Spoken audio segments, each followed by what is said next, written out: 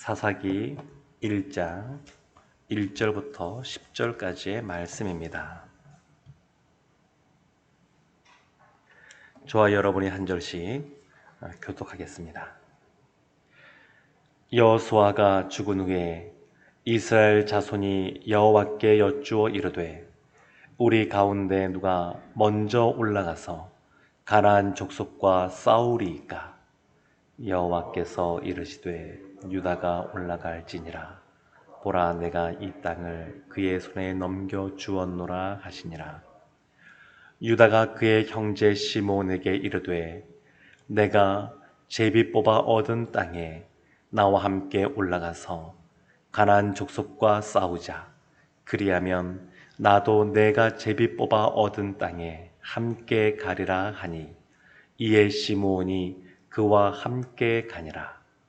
유다가 올라가매 여호와께서 가나안 족속과 브리스 족속을 그들의 손에 넘겨주시니 그들이 베색에서 10,000명을 죽이고 또 베색에서 아도니 베색을 만나 그와 싸워서 가나안 족속과 브리스 족속을 죽이니 아도니 베색이 도망하는지라.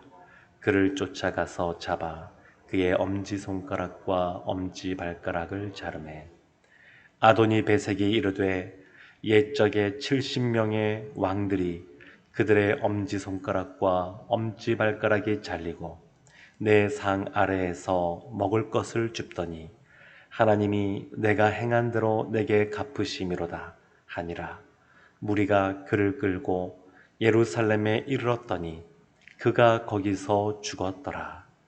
유다 자손이 예루살렘을 쳐서 점령하여 칼날로 치고 그 성을 불살랐으며 그 후에 유다 자손이 내려가서 산지와 남방과 평지에 거주하는 가나안 족속과 싸웠고 유다가 또 가서 헤브론에 거주하는 가나안 족속을 쳐서 세세와 아히만과 달메를 죽였더라.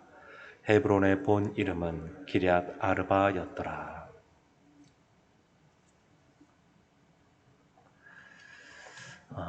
드라마 내용을 보게 되면 자주 등장하는 그러한 소재 중에 하나가 기억상실증이라고 하는 것이 있습니다.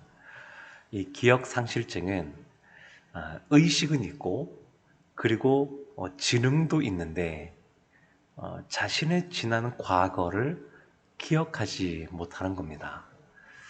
근데 이와 같이 기억상실증에 걸리면 내가 누군지를 모릅니다. 자기 정체성이 확립이 되지 않습니다. 자신의 과거, 자신의 역사 이런 것들을 알고 있어야 내가 어떠한 존재인지 어떤 사람인지 그것을 보다 분명하게 알 수가 있습니다. 우리가 오늘 보고 있는 이 사사기는 이스라엘 12지파가 있는 것처럼 12명의 사사가 등장한 그러한 이야기, 그러한 역사가 나오게 됩니다. 근데 이와 같은 사사기는 한마디로 말하면 이스라엘의 실패한 역사, 그러한 역사를 다루고 있습니다. 흔히 수레바퀴처럼 이것을 설명하기도 하는데 하나님이 허락하신 곳에서 평안한 삶을 살다가 범죄하게 되고 그리고 하나님께서 징계하니까 다시 하나님께 간구하게 되고 하나님의 구원으로 다시 평안한 삶을 누리고 그러면 다시 또 죄를 짓고 이것이 수레바퀴처럼 반복적으로 나타나는 그러한 이야기가 사사기에 나오게 됩니다. 안타까운 것은 뭐냐면 1장부터 시작하여서 21장까지 나오는 그 내용 중에 점점 더 이것이 하향 곡선을 그리고 있다는 겁니다. 이스라엘이 하나님 앞에 점점 신앙적으로 멀어지고 어두워지고 침체되는 그러한 안타까운 역사가 이 가운데 나타나 있습니다. 그리고 이 사사기의 그러한 내용들을 보게 되면 또 특별히 사사들을 보게 되면 이 연약한 모습들이 참 많이 나타납니다. 인간적인 연약함, 그리고 인간의 마음에 있는 그러한 어려움들, 이런 것들이 참 많이 등장합니다. 그래서 오늘날 우리가 그리스도인으로 살아가지만 여전히 우리도 맞닥뜨리고 있는 삶의 어려움, 힘든 일들도 이 사사기 안에 많이 들어가 있는 것을 볼 수가 있습니다. 이 사사기 1장 1절 처음 시작은 이렇게 시작을 합니다. 여호수아가 죽은 후에. 여호수아가 죽었습니다. 모세가 죽은 후에 여호수아가 그 뒤를 이어 하나님으로부터 지도자로 세움 받았는데, 여호수아가 죽은 후에, 그 후에는 다른 어떤 사람이 세워지는 것이 아니라 하나님이 친히 인도하시고 지도하시는 그러한 모습으로 있게 됩니다. 그래서 1절 말씀에 여호수아가 죽은 후에 이스라엘 자손이 여호와께 여쭈어 이르되 우리 가운데 누가 먼저 올라가서 가나안 족속과 싸우리까? 이스라엘 백성이 하나님께 묻습니다. 모세가, 여호수아가 하나님께 늘 물으며 나갔던 것처럼 이스라엘도 그 모습을 본받아서 하나님께 묻습니다.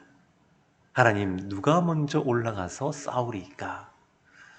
여기까지만 보면 이스라엘이 참 믿음으로 이 모든 것들을 이어받아서 계승하여서 하나님 앞에 나아간다, 이렇게 볼 수도 있습니다.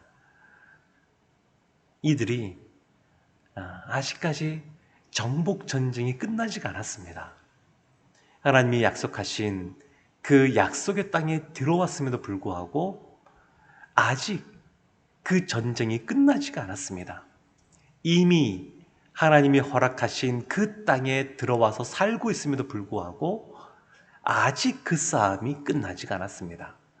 우리가 예수님이 이 땅에 오시면서 하나님 나라가 도래하였고 예수님이 재림하시면 하나님 나라가 완성되게 되는데, 그 사이를 살면서 이미와 아직 사이에 우리가 하나님 나라의 확장을 위하여 살아가는 것처럼 이 사사기를 시작하는 이 이스라엘도 이 이미와 아직 사이에서 아직 전쟁을 수행해야 되는, 끝나지 않은 전투를 해야 되는 그러한 상황이었습니다. 이런 일들이 왜 벌어지냐면 여호수아가 중심이 되어서 전쟁을 벌일 때 이스라엘은 많은 산지가 있습니다. 높은 산지가 많이 있는데 이러한 산지들을 많이 점령을 했습니다.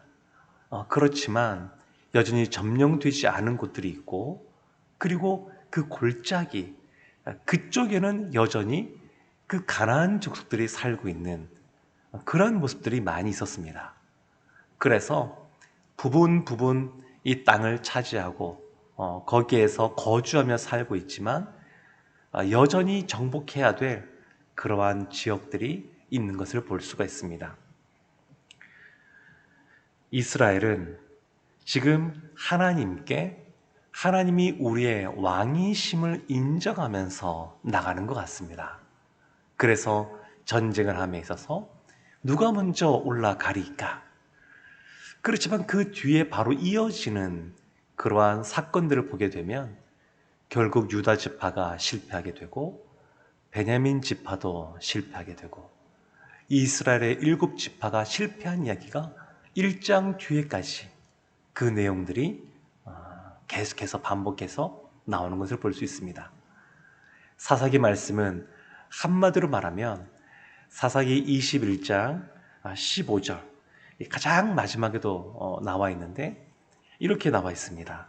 그때에 이스라엘의 왕이 없으므로 사람이 각기 자기의 소견에 옳은 대로 행하였더라. 이스라엘에 왕이 없습니다. 지금 1절에 하나님을 왕으로 인정하는 것처럼 보이지만 바로 2절, 3절 밑으로 보게 되면 그 하나님을 온전한 왕으로 인정하지 않는 모습들이 나오게 됩니다. 이스라엘이 왜 이렇게 어려운 삶을 살았느냐? 그것은 왕이 없었기 때문에 그렇습니다. 하나님이 왕이시지만 왕으로 보시지 않는 겁니다. 오늘날 교회에 어려움들이 있다. 그러면 이 교회의 주인 되시는 분이 하나님이신데 하나님이 이 신앙 공동체의 왕이신지, 그래서 우리 가운데 평안함이 없는지 사실은 돌이켜 보아야 됩니다.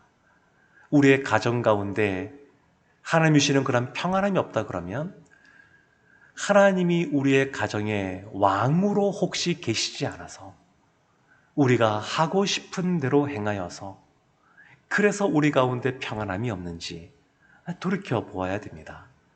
우리의 삶 가운데 개인의 삶 속에 여러 가지 늘 주님이시는 평안함이 없다 그러면 내 삶에 하나님이 왕으로 계셔서 나를 인도하지 않으시고 오히려 내 삶에 내가 하나님 말씀을 듣는 것 같지만 내 삶에 내가 주인으로서 왕으로 자리 잡고 내 뜻대로 내 생각대로 내 판단대로 내 삶을 살아가서 어려운 것은 아닌지 돌이켜볼 필요가 있습니다.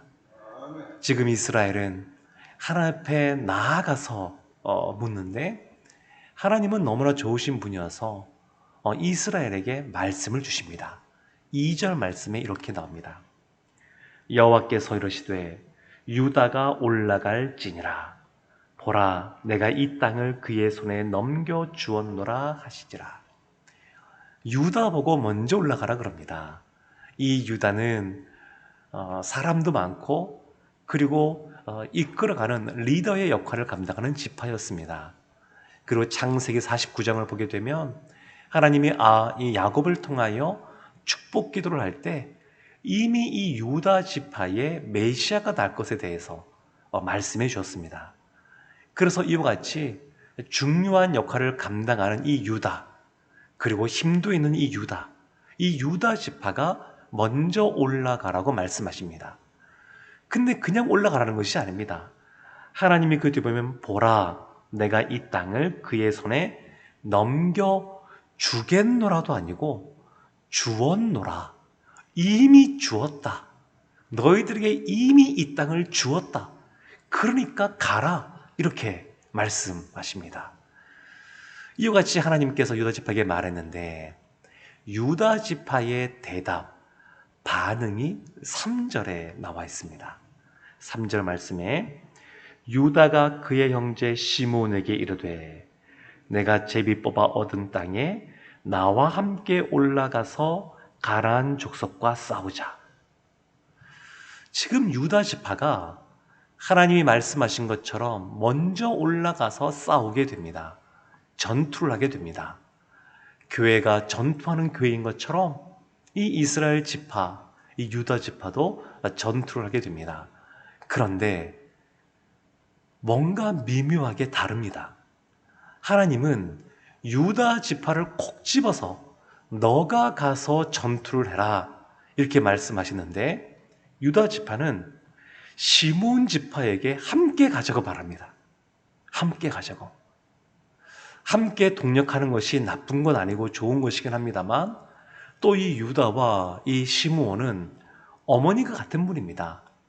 야곱의 아내 레아, 그 레아가 이 시므온과 이 유다의 어머니입니다.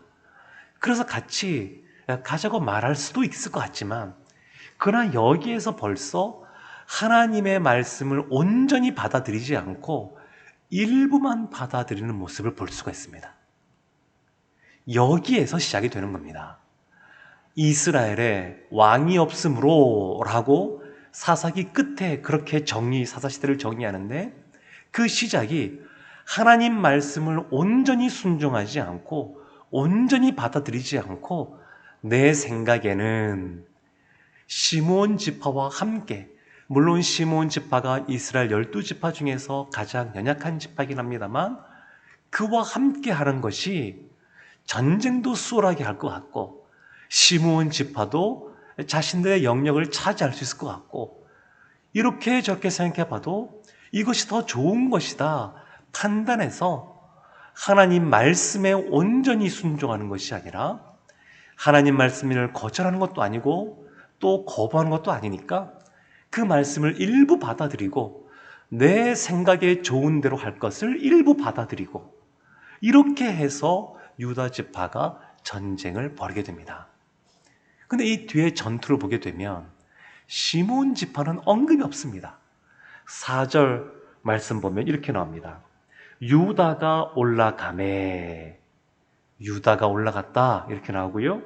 그리고 8절 말씀에도 보게 되면 유다 자손이 예루살렘을 쳐서 점령하여, 9절에도 그 후에 유다 자손이 내려가서 싸웠고, 또 10절에도 유다가 또 쳐서, 유다 지파만 언급이 됩니다. 결국 전쟁은 하나님께서 말씀하신 대로 이루시는 겁니다. 하나님께서 이루십니다. 하나님의 말씀대로 이루시는데 유다 지파가 온전하게 하나님의 말씀을 청종하고 따랐다 그러면 얼마나 더 좋았겠습니까? 결국 전쟁의 결과는 하나님께서 계획하신 대로, 말씀하신 대로 이루어진 것을 볼 수가 있습니다. 이 유다 지파가 전쟁을 벌일 때, 또 이스라엘이 전쟁을 벌일 때 또 아쉬운 것 한 가지가 또 있습니다. 오늘 말씀 보게 되면 5절에 이렇게 나옵니다. 또 베색에서 아도니 베색을 만나 그와 싸워서 가나안 족속과 브리스 족속을 죽이니, 베색, 아도니라고 하는 주인, 왕이라는 뜻이니까 아도니 베색, 베색의 왕, 그 왕을 만나서 그 족속과 싸워서 승리하게 됩니다. 그런데 그때 그 아도니 베색을 잡아서 이스라엘이 어떻게 행하냐면 7절에 이렇게 나옵니다. 6절에 이렇게 나옵니다. 아도니 베색이 도망하는지라 그를 쫓아가서 잡아 그의 엄지손가락과 엄지발가락을 자르매, 이 엄지손가락 그리고 엄지발가락을 자릅니다. 엄지손가락을 자르면 아마 이 칼을 잡기도 참 어려웠을 것 같고, 엄지발가락을 자르면 균형 잡고 걸어 다니고 뛰어 다니기가 아마 어렵지 않을까 싶습니다. 근데 그렇게 이것을 자른 겁니다. 그런데 이것을 왜 잘랐냐면 7절 말씀 보면 이렇게 아도니 베색이 말이 나옵니다. 아도니 베색이 옛적에 70명의 왕들이 그들의 엄지발가락과 엄지손가락과 엄지발가락이 잘리고 내 상 아래에서 먹을 것을 줍더니 하나님이 내가 행한 대로 내게 갚으심이로다. 아도니 베색이 그 이전에 강대했던 것 같습니다. 70명의 왕, 진짜 70명인지 모르겠습니다. 아도니 베색이 말이니까 아마 과장되게 말하지 않았나 싶습니다. 그가 그러한 왕들의 손가락과 발가락, 엄지발가락을 잘랐다. 그래서 나의 상 아래에서 노예처럼, 개처럼 먹을 것을 구걸했다. 이것을 하나님께서 보시고 나의 갚으신 것이다. 이렇게 말하는데 이것은 이방인인 아도니 베색의 말입니다. 그리고 이와 같이 엄지손가락과 엄지발가락을 자르는 것은 가나안 풍습이라고 할 수 있습니다. 그래서 유다 지파가 아무것도 아닌 것 같지만 이 엄지손가락, 아도니 베색의 엄지손가락과 엄지발가락을 잘랐다는 것은 이미 가나안 풍습에 물들기 시작했다라고 하는 것을 보여줍니다. 하나님은 철저하게 가나안 땅에 들어가서 그 족속의 그 풍습에 또 그들의 우상에 물들지 않도록 철저하게 그들을 진멸할 것에 대해서 말씀하셨습니다. 그런데 여호수아가 죽자 믿음의 삶을 걸어갔던 그 선조들이 삶을 마감하자 그 후예들이 이와 같은 삶들을 살아가는 모습들이 나타나기 시작했다라는 것입니다. 사랑하는 성도 여러분, 하나님은 이스라엘 가운데 평안을 주기를 원하십니다. 이 가나안 땅은 하나님이 허락하신 약속의 땅입니다.